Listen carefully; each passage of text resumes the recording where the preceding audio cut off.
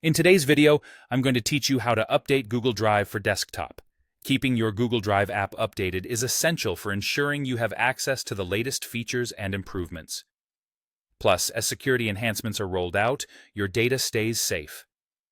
By default, Google Drive for desktop is set to auto-update, which is strongly recommended.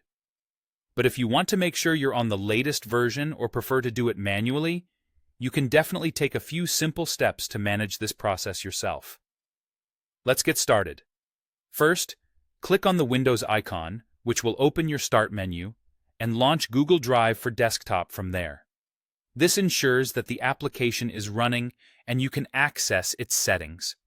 Once the application is launched, take a look at the top right side where you'll see an icon with your initials. This is where you can personalize your settings and learn more about the version you're currently using.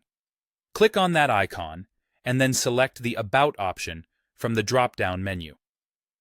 Right below the Google Drive name, on the About page, you'll find the current version number of your app. This tells you if you're up to date or if it might be time to download the newest version available.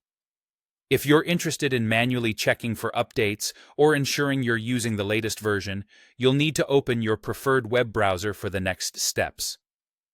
After opening your browser, navigate to the official Google Drive download page.